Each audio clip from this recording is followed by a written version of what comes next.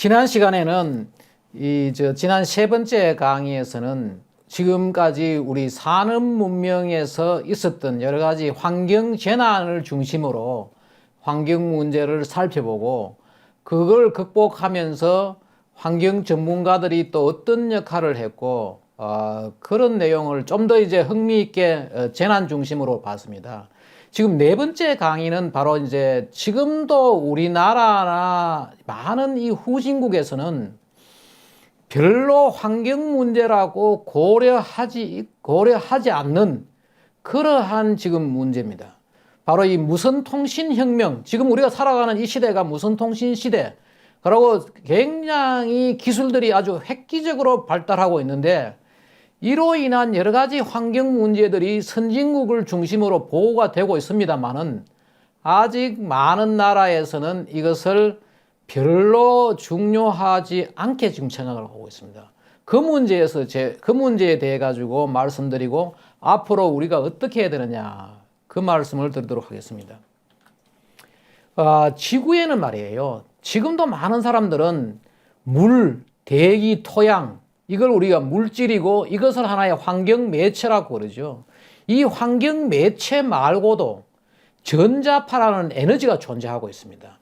바로 이 전자파라는 에너지를 이용하는 것이 바로 무선 통신 기술입니다. 전파 다 이런 걸 우리가 지금 이용하고 있고, 그래서 보면은 우리가 흔히 이렇게 전자파를 이렇게 파장에 따라 가지고 맨 이 오른쪽에 있는 이 전위성 방사선, 이게 이제 X선, 감마선, 우주에는 있죠. 우주에는 X선, 감마선이 있지만은 지구에 오는 데서는 다 차단되고 있죠. 그 말고 우리가 빛에서 있는 것들, 그죠? 적외선, 가시광선, 자외선, 이게 우리 태양에서 오는 하나의 전자파에 속하는 하나의 에너지죠. 물론 자외선은 일부는 아주 전위성, 아주 강력하게, 이 전위성 방사선은 뭔가 하면 여기 나오지만은 화학 결합을 파괴하는 거죠. 인체에 굉장히 위험하고 자연 생태계에도 여러 가지 이제 문제를 하는, 이 자외선 중에 자외선 C 같은 것들, 자외선은 A, B, C로 나눴는데 A, B는 그 생태계에 별 피해를 주지 않고 그렇지만은 이 C 같은 경우는 아주 그 전위성 방사선이죠. 그 말고 이제 여기에 있는 마이크로웨이브라든지 무선 주파, 저주파 뭐 이런 것들은 이런 것들이 이제 비전위성 방사선이라 해가지고 이것은 여러 가지 화학 결합을 파괴하지 않고 있죠. 하지만은 우리가 주로 이게 뭔가 하면은 무선 통신에서는 주로 이쪽에 있는 파를 쓰는 거죠. 그런데 지구는 어떻게 되는가 하면은 우리가 살아가는 이 지구는 말이에요. 이온층이 있고 오존층이 있고 이러면서 외부에서 들어오는 이 전위성 방사선은 다 차단을 해줘요. 그 실제로 보면은 여기는 광학 방사선과 비전위성 방사선이 여기를 이제 우리가 자연 생태계가 여기 살고 있죠. 안전하게 이제 살아가고 있는데 문제는 뭔가 하면은 우리가 이 전파를 비전위성 방사선이 안전하다고 생각해가지고 너무 과도하게 쓰는 거죠. 이걸 이용해가 우리가 텔레비도 보고 공중파 우리가 또 저런 것도 하죠. 거기는 뭐라고 하나 휴대폰 다 이런 걸로 쓰는데 이것이 새로운 지금 환경 문제를 일으키고 있다는 거죠. 그리고 왜 그러냐 하면은 이 지구 주변에는 말입니다. 우리 지구 자기장도 있고 지구 주변에는 이런 식으로 계속해서 미약하지만은 이러한 전자기 현상이 일어나고 있고, 근데 과거부터 지구의 모든 생명체, 인간을 포함한 모든 생명체는 여기에 적응을 해왔지요. 그리고 인간도 여기에 하나의 모든 기관들이 이 하나의 이 전도성이고 인체가 하나의 반도체예요. 일종의 이제 전기를 띠고 있다고요. 이런 식으로 살아가는데 앞으로 더 많은 인공 전자파를 씀으로 해가지고 여러 가지 환경 문제가 생긴다는 거죠. 이 유명한 이분이 한 2번 정도의 노벨 후보로 올라가고 했던 이런 로버트 베커라는 이런 사람들은 바디 일렉트릭이라고 해야죠. 인체의 전기 현상 의사지요. 근데 이런 분들이 한데 이분 보십시오. 이분 얘기가 뭔가 하면은 지금 지구의 가장 오염이 심한 거는 뭔가 하면은 the greatest polluting element in Earth's environment. 지구 환경에서 가장 심각한 오염 요소는 뭐냐면은 proliferation of electromagnetic field. 전자기장을 굉장히 교란시키고, 그게 너무 많은 전자기장이 있다는 거지. 자기는 이게 지금 문제가 되고 있고, 앞으로 뭐냐? 5G, 4G 이름으로 해가지고 더 촘촘한 안테나가 있고 함으로 해가지고 문제가 생긴다는 거죠. 근데 지금 우리나라를 비롯해서 많은 데서는 여기에 연구조차 지금 하지 않고 있다. 이것을 앞으로 우리 환경 전문가들은 연구를 하고 자연 생태계를 보호하고 우리 인체를 보호하기 위해서 해야 되는데 지금까지 나온 자료로 가지고 제가 이제 좀 말씀을 드리겠습니다. 인공전자파의 이 인체 피해는 말이에요. 지금까지 잘 알려져 있어요. 유방암 문제, 지난 10년간 여성의 사망 원인, 폐암 같은 거예요. 주로 담배도 많이 피우지 않는 여성의 경우도 1위가 폐암이고 유방암, 위암, 지금도 계속해서 지금 젊은 세대들은 훨씬 더 부모보다도 유방암이 더 많이 걸린다는 거예요. 이런 문제들, 또 휴대폰 때문에 이 유산 가능성이 3배가 높다. 지금 우리는 지금 무시당하고 있죠. 지금 이게 지금 우리나라에서 별로 인정하지 않고 있지만은 의학적으로 해외에서 다 나오는 이야기들. 그리고 남성 불임 문제. 여기 뭐 휴대폰뿐만 아니고 휴대폰 안테나, 그 다음에 뭐 랩탑, 라디오, TV, 뭐 마이크로웨이브 오븐, 레이더, 각종 이런 것들이 이게 다 의학적으로 지금 증명이 되고 있는 겁니다. 남성 불임 문제 이런 것들이 지금 다 이야기되고 있고, 또 하나 놀라운 거는 뭔가 하면은 미국에서 나온 자료인데 애들 자폐증이 말입니다. 80년도는 10,000명당 1명이 자폐아였어요. 그러다가 2002년도에 250명당 1명, 그 다음에 2008년도에 88명당 1명, 13년에 50, 지난 2010년은 36명당 1명이 나와요. 우리나라도 보십시오. 이런 자료가 나와요. 현재 우리나라도 자폐증 유병률이 2.64%로 100명 중 3명이네. 미국이나 유럽보다 2배 이상 높은 수치를 보인다. 이 원인이 과연 뭐냐? 우리가 주목해야 되는. 지금 우리가 흔히 이렇게 해요. 인공전자파 현황에 말하면 60년대에 비해 가지고 지금 현재 100억 배나 높은 인공전자파가 생활환경에서 관측된다. 또 하나가 뒤에 다시 이야기를 하겠지만 말입니다. 전자파 과민증. 그 과민증이 유전적으로 있는 분이 있어요. 정상적인 생활이 어려운 사람이 전자파 과민증으로 정상적인 생활이 어려운 사람이 2,500만 명에 이르고 3억 명 이상이 두통이나 수면장애, 지금 불면증 문제들 다 관련되는 거죠. 또 15년 동안 전체 벌의 50%가 사라져버린 벌떼 붕괴 현상. 우리나라도 지금 최근에 이런 현상들이 보고되고 있죠. 여기에 대해 우리가 주목할 필요가 있다. 또 이런 자료가 나와요. 식물과 동물 피해. 이 덴마크의 지금 같으면 9학년 같으면 우리나라 같으면 중3이죠. 이 학생들이 실험을 했는데 와이파이 라우터 주변에 냉이를 발화시키니까 안 되죠. 근데 와이파이 라우터에서 멀리 떨어지니까 발화가 잘 되죠. 식물에도 이런 피해가 있고 이 와이파이 라우터 주변에서는 강낭콩이 안 자라고 이런 실험들이 지금 다 하고 있어요. 이거는 지금 스페인에서 나온 자료인데 말이에요. 여기 우리 스피드건을 쏘니까 거기에 나무가 안 자라는 거지. 스피드건에서의 어떤 전자파를 쏘니까 이런 것들, 이 5G 이 스마트 메타 집에서 우리 수도 계량기라든지 이런 것들 쓸 때 스마트 메타 이 주변에 안 자라죠. 그래서 외국 같은 데서는 스마트 메타를 사용을 중단해야 된다는 그러한 운동도 있고 말이에요. 그 다음에 여기 아까 이야기했던 벌떼 붕괴 현상, 콜로니 콜랩스 디소더, CCD라 해가지고 그게 다 뭔가 하면은 지금 무선 통신 기술, 그리고 또 새들이 말입니다. 제대로 이 방향을 못 넣어요. 새들이 다 전자기장을 이용해 하는데 이상한 전파가 날아오니까 제대로 안 된다. 그리고 뭐 휴대폰 주변에 개미들이 움직이는 방향, 개미들이 휴대폰에 나오는 이 마이크로웨이브 파를 감지한다는 거지. 이러한 문제들, 그 말고도 뭐 여러 가지 양서, 파충류 각각 이 자료들이 나오는 거죠. 특히 이제 이런 사건들이 터지면서 말입니다. 굉장히 이제 외국에서는 주목을 받게 되는데, 샌디에고의 이 지금 리차드 파버라는 학생이 말이에요. 이 지금 그 뇌종양으로 사망을 하게 됐어요. 이 사망을 하니까 그 엄마가 여기에 대해 가지고 아주 본격적으로 나서 가지고 얘기들을 하는데, 이 왜 사망을 했느냐? 지금 그 2001년부터 2008년까지 매일 2-3시간씩 휴대폰을 사요. 왜 휴대폰을 사용하면은 뇌종양이 잘 걸리느냐? 이것도 다 의학적으로 증명이 되어 있어요. 이 뇌로 올라가는 혈관에는 말이에요, 촘촘히 유해 물질을 거르는데 휴대폰을 오래 사용하면은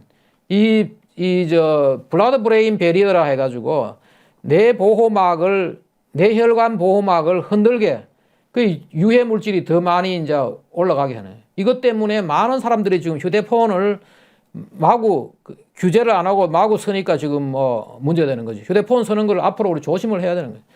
그리고 이때 이 샌디에고 주립대학, 이 학생이 바로 샌디에고 주립대학에 나왔는데, 여기에 이 문제가 생겼는 이 학생이 문제가 됨으로 해가지고 이 지역을 조사를 하니까 휴대폰도 휴대폰이지만은 이 학생이 있었던 여기에 나사티르 홀 주변에 고성능 중계기 안테나가 있는 거예요. 이 안테나로 인해 가지고 여러 사람들이 사망한 것들이 보고되기 시작하고 지금 이런 사건들이 지금 보고되고 있는 거죠. 그 외에도 말이에요. 캘리포니아 샌디에고 분교에서는 이런 여기 지금 빌딩에 엘리베이터 이런 주변에 여기에 전파 때문에 사람들이 죽고 하니까 교수와 학생들이 이런 식으로 이 관을 들고 시위도 하고 말입니다. 캔서는 하이어 에듀케이션이 아니다. 그러니까 암이 걸린 거죠. 우리 이런 것들을 학교에서 관리를 해야 된다. 그리고 여기 보면 저런 것도 나오죠. 지금 일반 큰 뉴스에도 이런 것들이 나오고 있는.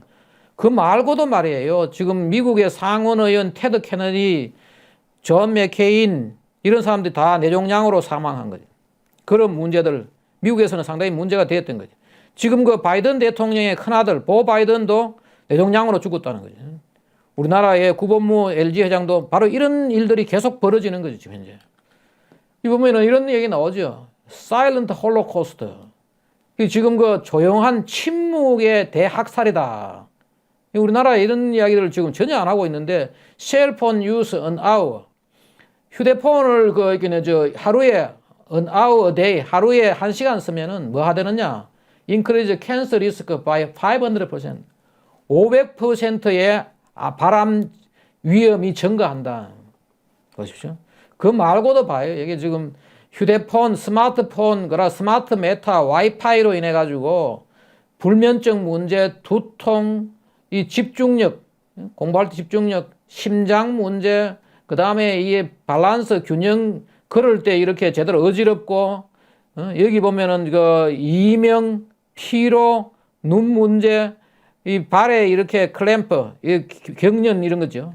발에 경련 같은 이러한 문제들이 있다고 의학적으로 다 보고가 되고 있지만은 지금 이것이 전혀 지금 얘기 안 되고 있는데, 이런 데가 지금 앞으로 새로운 환경 문제로 대두하고 있고, 이것을 해결하려고 그러면은 국가도 나서야 되지만은 전문가들이 나서야 한다는.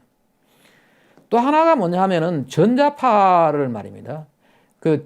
유전적으로 이 민감한 사람들이 있어요. 꽃 같은 게 뭔가 하면 우리가 술을 한 잔도 못 마시는 사람 있는 것처럼 대부분 화학 물질에 민감한 사람들이 이 전자파에 민감한데, 이 영국의 BBC에서 나왔던 거죠.